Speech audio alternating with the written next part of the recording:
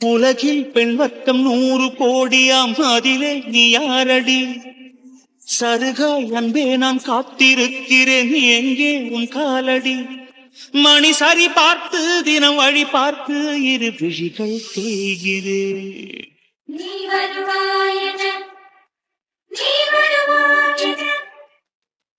பார்த்து கடவுளே, உனக்கு ரொம்ப நன்றிப்பா.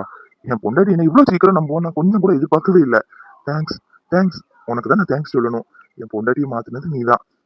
எப்படி இவ மாற போறா, நமக்கு எப்படி வாழ்க்கை இன்னும் அப்படிலாம் கொஸ்டின் மார்க்கா இருந்த என் வாழ்க்கைக்கு ஒரு விட கிடைச்சிட்டு என்ன ட்விஸ்ட் மேல ட்விஸ்ட் வச்சு பேசிட்டு இருக்கான்னு நினைக்கிறியா? என் பொண்டாட்டி என்ன புரிஞ்சுக்கிட்டா. அதனால நானும் என் பொண்டாட்டியும் இனிமேலு தனித்தனியா இல்லாம ரெண்டு பேரும் ஒண்ணுங்கிறத இன்னைக்கு ப்ரூவ் பண்ணலாம்னு நினைச்சிட்டு இருக்கேன். அதை பத்தி இவட்ட பேசலாம்னு சொல்லி தான் கோயிலுக்கு கூட்டிட்டு வந்தேன். நீ தான் நல்லபடியா அவன் மனசை புரிய வைக்கணும். வீட்டுல அம்மா அப்பா வெளியே என்னை பத்தி ஜாலியா பேசினாலும் உள்ளுக்குள்ள அவங்க மனசுக்கு கஷ்டமா தான் இருக்கு. என்னடா இவன் வாழ்க்கை எப்படி இருக்கு, என்னமோ ஏதோன்னு பயந்துட்டு தான் இருக்காங்க. அப்படிலாம் இல்லை, நானும் பிரியாவும் சந்தோஷமா தான் வாழ்றோங்கிறதுக்கு அடையாளமா ஒரு குழந்தையை பெற்று கொடுத்தா தானே அவங்களும் சந்தோஷமா இருப்பாங்க. இன்னும் 10 மாசத்துல ஒரு குட்டி விக்ரமோ இல்ல குட்டி பிரியாவோ பிறக்கணும்.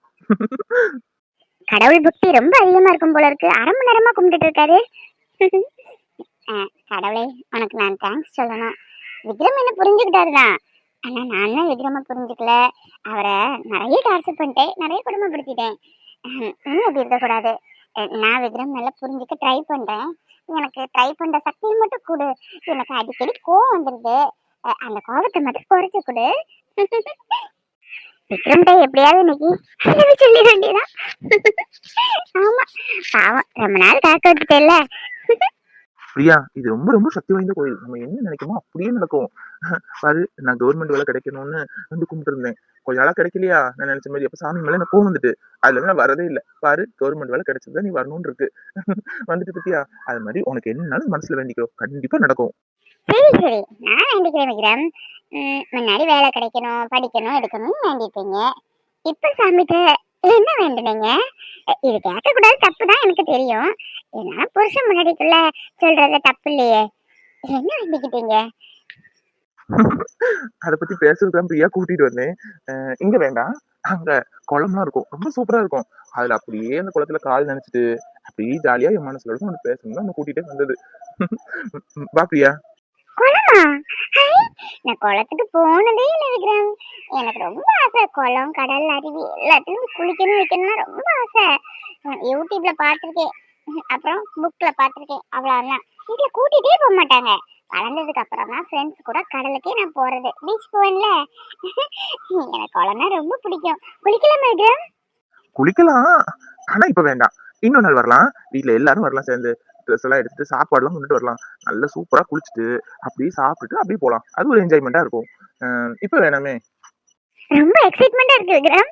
சரி நீ போ, நான் சாமிகிட்ட பர்சனலா உன்னை கேட்க வேண்டியிருக்கு, கேட்டுட்டு வர்றேன். சாமி நல்லா கும்பிட்டாச்சு. கடவுளே, என் லைஃப் எப்படியோ போகணும்னு நான் ஆசைப்பட்டேன். ஆனா அது உனக்கான லைஃப் இல்லடி, இதுதான் உனக்கான லைஃப் அப்படின்னு எனக்கு புரிய வச்சதுக்கு ரொம்ப ரொம்ப நன்றி கடவுளே. விக்ரம் கூட என் வாழ்க்கையை சந்தோஷமா ஆரம்பிக்கணும். அவர் என்ன புரிஞ்சுக்கிட்டாரு, நான் இன்னும் அவரை புரிஞ்சுக்கணும். இன்னும் கொஞ்சம் கூட எனக்கு டைமிங் வேணும். அது வரையும் விக்ரம் கொஞ்சம் வெயிட் பண்ணா நல்லது. இல்லாட்டி ஒன்றும் பிரச்சனை இல்லை. அது யாரு? கமலி மாதிரி இருக்கு. ஐ, நம்ம காலேஜ் கமலி. இவன் இங்க. ஏய் கமலி, ஹாய். ஏய் கமலி, என்னடி நீ காலேஜ் போகல, கோயில்ல வந்திருக்க? ஆமா, இந்த கோயில் எப்படி உனக்கு தெரியும்? காலேஜ் லைஃப்ல எப்படி போயிட்டு இருக்கு? ஏய், இது எங்க அப்பாவுக்கு குடும்ப கோயில் தான். நாங்க எப்பமாவது வந்து கும்பிடுவோம். அன்னைக்கு பங்குனி உத்திரம் வர முடியல, அதான் அப்பா எல்லாரும் இன்னைக்கு போலாம் அப்படின்னு வந்தோம். காலேஜ் சூப்பரா போயிட்டு இருக்கு. என்ன கல்யாணம் ஆயிட்டுன்னு கேள்விப்பட்டேன். என்ன கல்யாணம் ஆனது உனக்கு எப்படி தெரியும்? ஓ, ஃப்ரெண்ட்ஸ் தான் சொன்னாங்களா? சாரி, இன்வைட் பண்ண முடியல. ஆமா, உனக்கு கல்யாணம் ஆனதான் ஊருக்கே தெரியுமே என்ன லட்சணத்துல கல்யாணம் ஆச்சுன்னு. எப்படி சினிமா படத்துல நடந்ததை விட ரொம்ப ஓவரா போயிருக்கு கல்யாணம். சுஜின்னு சுஜின்னு சுஜின்னு, என் மூச்சு, என் சுவாசம், அப்படி இப்படி எல்லாம் என் சுஜின்னு தான். நான் ஃப்ளைட்ல மிதப்பேன், கடல்ல குளிப்பேன், கப்பல்ல மிதப்பேன், அப்படிலாம் பில்டப் பண்ணிட்டு இருப்பேன். கடைசியில உங்க வீட்டு டிரைவர் கல்யாணம் பண்ணிருக்கேமே. என்ன பண்ண, ஒவ்வொரு ஆளுக்கும் ஒவ்வொரு தலையெழுத்துன்னு இருக்குல்ல. என்ன பண்ண, உங்க வீட்டுல வேலை பாக்குறவங்களதான் உனக்கு கல்யாணம் பண்ணணும்னு எழுதி இருக்கு போல. அதை மாத்தவா முடியும்? அதான் ரொம்ப ஆடக்கூடாதுன்னு சொல்லுவாங்க, அளவோடி ஆடணும்னு. கொஞ்சம் நெஞ்ச ஆட்டமா போட்ட. ஏய் கமலி, நிப்பட்றியா? கொஞ்சம் விட்டு ரொம்ப ஓவரா பேசிட்டு இருக்க. ஒரு ஃப்ரெண்ட் ஆச்சு, ஹாய் ஹலோ சொல்லலான்னு பார்த்தா என்னமோ பெரிய இவ மாதிரி பேசிட்டு இருக்க. உனக்கு தெரியுமா டிரைவர்னு? அவர் ஐடில ஒர்க் பண்றாரு. ஐடில உள்ளவரை தான் நான் கல்யாணம் பண்ணிருக்கேன். உனக்கு என்ன அப்படி இருந்தாலும் நான் யாரென்னாலும் கல்யாணம் பண்ணிட்டு போவேன். தேவையில்லாம எதுவும் பேசிட்டு இருக்காத சரியா? உன் வாழ்க்கை ரொம்ப ஓவியமோ? என்னது ஐடில ஒர்க் பண்றேனா? ஏன் பிரியா அப்படி பேசுறா? எந்த வேலைனாலும் வேலை தானே, இதுல என்ன இருக்கு? அவ அப்படி சொன்னாலுமே என் புருஷன் ஆமாடி டிரைவர் தான் கல்யாணம் பண்ணிருக்கேன், உனக்கு என்னன்னு கேட்க வேண்டியதானே? பிரியாக்கு மனசுல நம்ம வேலை பார்க்கறது ரொம்ப கில்ட்டியா ஃபீல் பண்றான்னு நினைக்கிறேன். பிரியா நம்மள புரிஞ்சுக்கலையோ? ஆமா, புரிஞ்சுக்கலன்னு நினைக்கிறேன். ஒரு வேலை பார்க்கறதையே சொல்றதுக்கு இவ்வளவு வெக்கப்படுறா. அப்படி இருக்கும்போது நம்ம எப்படி இவ புரிஞ்சிருப்பா? நம்ம கூட எப்படி இவ வாழ்க்கை நடத்துவா? ம் நம்ம தான் அவசரப்பட்டு தப்பா நினைச்சிட்டோம் நம்ம கூட பேசுறது பழகுறத வச்சு. விக்ரம், அவசரப்படாத. வாழ்க்கை. நீ பாட்டு ஏதாவது பேச போய் அவ பாட்டு திட்டிட்டு அவ வீட்டுக்கு போறேன்னு போயிட்டா. ம் ஏற்கனவே எனக்கு வீட்டுக்கு போனதுக்கே வீட்டுல திட்டிகிட்டே இருந்தாங்க, என்ன இருந்தாலும் பொண்டாடி கூட தான் இருக்கணும் அப்படி இப்படின்னு. இதுல இப்ப மறுபடியும் போயிட்டா நான் எப்படி போய் கூட்டிட்டு வர்றதுக்கு? வேண்டாம் விக்ரம், எதுவுமே இப்ப பேசாத, விட்டு பிடிக்கலாம். ஏய், என்ன பத்தி பேசுறது நிப்பாட்டு. நீ ரொம்ப யோகியமாடி. எனக்கு நடந்தது கோ இன்சிடென்ட். ஆனா உனக்கு அப்படி இல்ல. அந்த காலேஜ்ல ஒரு பையன் லவ் பண்ணி அவன்கிட்ட என்னெல்லாம் வாங்கி கேட்டு எங்கெல்லாம் நீ சுத்தி இருப்ப. அதெல்லாம் சரி, அவனை கல்யாணம் பண்ணுவேன்னு பார்த்தா வீட்டுல ஏதோ பணக்கார மாப்பிள்ளைய பார்த்து வச்சிருக்காங்களாமே. உனக்கு என்கேஜ்மெண்டே முடிஞ்சாமே. இந்த பையனை கலத்தி விட்டுட்டு அந்த கல்யாணம் பண்ணு நினைச்சிருக்க. ஒன்ன மாதிரி புத்தி எல்லாம் எனக்கு கிடையாது. எனக்கு நடந்தது வேற, உனக்கு நடந்தது வேற. முத பப்ளிக் பேசி எப்படி நடந்துக்கணும் அதை புரிஞ்சுக்க. என்ன பத்தி பேச நிப்பாட்டி. என்னோட விஷயம் காலேஜோடி முடிஞ்சு யாருக்கும் தெரியாது. ஆனா உன் விஷயம் அப்படி இல்ல. ஊருக்கு ஊரு தெருவுக்கு தெரு நாரி போய் கிடக்கு. பேச வந்துட்டா பெரிய இவளாட்டம். சுஜின்னு அவங்க கூட எவ்வளவு இடம் கையப்பிடிச்சு சுத்தி இருப்ப. இப்ப என்னடா என்ன பத்தி பேச வந்துட்ட? சுஜின் கூட இடையில கூட ஏதாவது ரெசெப்ட் எல்லாம் போகணும் அப்படி இப்படின்னு பேசுன. என்ன போகாமையா இருந்திருப்ப? பிரியா, வா போகலாம். இல்ல சுஜின், சாரி விக்ரம், இவ ரொம்ப பேசுறா. என்ன பிரியா, சிலதுக்கெல்லாம் இப்படிதான். மத்தவங்கள கடுப்பேத்தி பார்க்கணும், கஷ்டப்படுத்தி பார்க்கணுங்கிற இதுலயே அழியும். அதுக்கு நம்ம பேச்சே கொடுக்கூடாது. ஹாய் பாய் சொல்லிட்டு போயிட்டே இருக்கணும். அன்னைக்கு மண்டபத்துல நடந்து பத்தியா அதே மாதிரிதான். வா போலாம். தேவையில்லாம உனக்கு எனர்ஜி வேஸ்ட் பண்ணிட்டு இருக்கேன். சார், அன்னைக்கு ரிசப்ஷனுக்கு இன்டர்வியூக்கு ஆள் நீங்க தான் சூஸ் பண்றேன்னு சொன்னீங்க. இன்னைக்கு இன்டர்வியூ வச்சிருக்கீங்க? இல்ல சுஜா மேம், நாளைக்கு தான் இன்டர்வியூக்கு எல்லாத்தையும் வர சொல்லியிருக்கேன். அதுவும் ஈவினிங் 4 o'clock அப்புறம் தான். ரிசப்ஷனிஸ்ட் தானே, நமக்கு ஆல்ரெடி நமக்கு நிறைய ரிசியூம் தந்திருப்பாங்கல்ல, அவங்கள நல்ல இதா பார்த்து தான் சூஸ் பண்ணி எடுத்து வச்சிருக்கேன். ஏன் கேக்குறீங்க? யாராவது தெரிஞ்சவங்க இருக்காங்களா? ரெக்கமெண்ட் பண்ணணுமா? இல்ல சார், ஒரு பொண்ணு உங்களை ரொம்ப தெரியும், இன்னைக்கு தான் இன்டர்வியூ வர சொன்னாங்க அப்படின்னு வந்து ரொம்ப நேரமா நிக்குது. நானும் இல்ல நாளைக்குன்னு சொல்லிட்டேன், கேட்க மாட்டேங்குது. நம்ம பியூன் இருக்கார்ல, அவர் தான் என்ன பேசிட்டு இருந்தாரு. நான் யாரையும் வர சொல்லலையே, ரெக்கமெண்டும் பண்ணல. யாரா இருக்கும் என்ன தெரிஞ்சவங்க? சரி, நான் போய் பாக்குறேன். சீக்கிரம் போங்க சார், நம்ம பியூனை பத்தி தான் தெரியுமே. ஒரு பொண்ணை விட மாட்டாரு, வளைஞ்சு வளைஞ்சு பேசிக்கிட்டே இருப்பாரு. இந்த பொண்ணிட்ட பேசிட்டு நிக்காரு. ஒரு வேளை எனக்கு ஏதாவது சம்பளத்தை கூட முதல் சம்பளத்தை நாங்க வேலையை வாங்கி தரேன்னு சொன்னாலும் சொல்லுவாரு. அதனால எப்படியா பேசி எடுத்து நாளைக்கு இன்டர்வியூ ஆமா அனுப்புவீங்க. நம்ம அத்தா இங்க தானே வேலை பாக்குறாரு. ஆமா, இங்கதான், இதே ஆபீஸ் தான். இருக்கட்டும், வரட்டும். என்ன சொன்னாரு? நீ யாரோ நான் யாரோ, நீ எப்படி போனா எனக்கு என்ன, எந்த வேலைக்கு நான் போ வை, ஏன்டையும் பேசுற சொன்னல. இங்க மட்டும் வேலை கிடைக்கட்டும், உனக்கு கடுப்பேத்தி தன்னால வழிக்கு வர வைக்கிறேன்னா இல்லைன்னு மட்டும் பாரு. என்ன ஒரு லேடி வந்தாங்க சொன்னா இன்னும் வரல? என்ன ஒரு ஆபீஸ், ஒரு ரெஸ்பான்சிபிலிட்டி இல்ல. அந்த ஒரு வயசான ஆள் வராது, எப்படியாவது பேசி இந்த வேலையில ஏறிடணும். இந்த வேலையில ஏறி அப்ப நிறைய கடுப்பட்ட வேண்டியது இருக்கு. வேலை மட்டும் கிடைக்கட்டும், அப்புறம் எல்லாம் இருக்கு. யார் மேடம் நீங்க? யார பார்க்க வந்திருக்கீங்க? சார், இங்க ரிசப்ஷனிஸ்ட் ஒர்க்குக்கு ஆள் தேவைன்னு பார்த்தேன், அதான் இன்டர்வியூக்கு வந்தேன் சார். இங்க உள்ள மேனேஜர்லாம் எனக்கு யாருக்குமே தெரியும், நான் போன்ல பேசியிருக்கேன். அதான் சார். ரிசப்ஷனிஸ்ட் ஒர்க்குக்கு நாளைக்கு தினமா இன்டர்வியூ ஆள் வர சொல்லிருக்காங்க, இன்னைக்கு யாரையும் வர சொல்லலையே. அதுவும் இல்லாம கார்த்திக் சார் தான் அதெல்லாம் செலக்ட் பண்ணுவாங்க. ஏற்கனவே ஆள் செலக்ட் பண்ணி வச்சுன்னு சொன்னாங்களே. நீ என்னமா படிச்சிருக்க? அத்தா வராரு.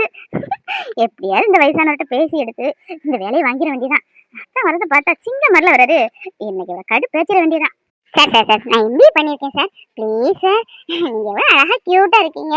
எனக்கு மட்டும் இந்த வேலை வாங்கி கொடுத்துட்டீங்கன்னு வைங்களேன், நான் வாங்குற சேலரியை பாதி உங்களுக்கு கொடுத்துறேன் சார். ப்ளீஸ் சார், எவ்வளோ ஹேண்ட்ஸமாக இருக்கீங்க நீங்கள். ஆமாமா, நான் கொஞ்சம் ஹேண்ட்ஸம் தான். என்ன செய்ய, எங்க அம்மா என்ன வந்து அழகா பெற்றுட்டாங்க. உனக்கு வேலை தானே, வாங்கி கொடுத்துட்டா போச்சு. கவலைப்படாத, நாங்க எல்லாமே எனக்கு தெரியும். நான் பேசி எடுத்து இந்த வேலையை வாங்கி கொடுத்துக்கேன். அப்புறம் உனக்கு கல்யாணம் ஆயிட்டாமா? ஆமா, இவ எதுக்கு இங்க வந்து நிக்கா? ஓ, காலையில சொன்னால நான் வேலைக்கு போறேன் அப்படின்னு. வேற எங்கேயாவது போவேன்னு பார்த்தா நம்ம ஆபீஸ் வந்து தொலைஞ்சிருக்கா. ஆமா சார், கல்யாணம் ஏதோ ஆச்சுதான். ஆனா என்ன, கல்யாணம் ஆகி எந்த பலனும் இல்ல. 2 பேரும் பிரிஞ்சுதான் சார் வாழ்ந்துட்டு இருக்கோம். அவருக்கு சில காரணத்தால எனக்கு பிடிக்கலையா, அதனால கொஞ்சம் ஒதுங்கி இருக்காரு. சரி இருந்துட்டு போட்டோம், ஆம்பளை அவரே வேண்டான்ட்டாரு, நம்மள இன்னும் பின்னாடி அலைய முடியும் அப்படின்னு நானும் விட்டுட்டேன் சார். என்ன மாதிரியே இருக்கேம்மா, நானும் அப்படிதான். எங்க வீட்டுல பொண்ணு பாத்துட்டு இருக்காங்களா, பொண்ணு பிடிக்கலன்னு வேண்டாம்னு சொல்லிடுவேன். அதே மாதிரிதான் வாழ்க்கையிலையும் பிடிக்காதவங்க கூட நம்ம இன்னைக்கு சேர்ந்து வாழக்கூடாதுமா. வாழ்க்கைங்கிறது பிடிச்சு வாழ்றது, பிடிக்காதவனை பிடிச்சி வாழ்க்கை நடத்து நினைச்சா தப்புல்லா. நீ ஒண்ணு நினைக்காத, ஒண்ணு நினைக்காத. எனக்கும் பொண்ணு பார்த்துட்டு தான் இருக்காங்க. சரிம்மா, நம்ம அப்புறம் பாத்துக்கலாம் இந்த விஷயத்த. உனக்கு வேலை கண்டிப்பா நான் வாங்கி கொடுக்கேன். அட பாவி, கல்யாணம் ஆகி 2 குழந்தைங்க இருக்கோம், அதுவும் பெண் குழந்தைங்க. முடியெல்லாம் நரைக்குதுங்கிறதுக்காக டை வாங்கி அடிச்சுக்கிட்டு ஏமாத்திக்கிட்டே இருக்க. இவன் தான் சொல்றானா, அவளுக்கு என்ன வழிஞ்சு வழிஞ்சு பேசிட்டு இருக்கா. யாரு கேவலப்படுத்துறதுக்கு வந்து சீன் போட்டு இருக்கான்னு தெரியல. சார் ப்ளீஸ் சார், எனக்கு இந்த வேலை எப்படியாவது வாங்கி கொடுத்துருங்க. ரொம்ப பாவப்பட்ட ஃபேமிலி சார், நான் தான் என் வீட்டையே பார்த்துக்கணும். சார் இவ்வளவு தூரம் பழகிட்டோம், உங்க பேர் என்னது? My name is Cheran. Cheran. சேரனா? சூப்பர் பேரு சார், அழகான தமிழ் பேரு. உங்க பேரு சேரன், என் பேரு கோபிகா. நம்ம 2 பேருக்கு எவ்வளவு ஒரு பொருத்தம் பார்த்தீங்களா? எல்லாரும் கோபி கோபின்னு கூப்பிடுவாங்க. சேரன் கோபிகா. இந்த ஆட்டோகிராஃப் படத்துல கூட ஹீரோயின் பேரு கோபிகா தானே? பேர் போட்டோம், சூப்பரா இருக்கு. இல்ல பொதுவா சொல்றேன், உங்க பேரு ரொம்ப அழகா இருக்கு. சேரன். சேரன், என்ன பண்ணிட்டு இருக்கீங்க சேரன்? செக் கலெக்ட் பண்ணி பேங்க்ல போட சொல்லிருக்கல, என்ன வளவலன்னு பேசிட்டு இருக்கீங்க? 11 மணிக்குள்ள போடணும்னு சொல்லியிருந்தா, இது யாரு உங்களுக்கு வேண்டப்பட்ட பொண்ணா? ஆமா சார், ரொம்ப ரொம்ப வேண்டப்பட்ட பொண்ணு சார். பாவம், பாவப்பட்ட ஃபேமிலி. நம்ம ரிசப்ஷனிஸ்ட் ஒர்க்குக்கு ஆள் தேவையில்ல சார். இந்த பொண்ணையே போட்டுருங்க sir, please sir, please sir. ரொம்ப நல்ல பொண்ணு. அதெல்லாம் நாங்க பாத்துக்கிறோம். உங்க வேலை என்னமோ அதை மட்டும் போய் பாருங்க. ரெக்கமெண்டேஷன்ல இங்க யாருமே வேலை எடுக்க மாட்டாங்க, தெரியல நம்ம ஆபீஸை பொறுத்தவரை. நீங்க முதல்ல பேங்க்குக்கு போய் செக்கை கலெக்ட் பண்ணி போட்டுட்டு வாங்க. டைம் ஆகுது, மேனேஜர் வந்து என்னதான் திட்டுவாரு. சரிங்க சார், அதை நான் போயிருவேன். சார் கோபிக்கு இந்த வேலையை வாங்கி கொடுத்துருங்க சார், எனக்கு ரொம்ப வேண்டப்பட்ட பொண்ணு. எப்படி எப்படி என் நிழல் பக்கமே வர மாட்டேன்.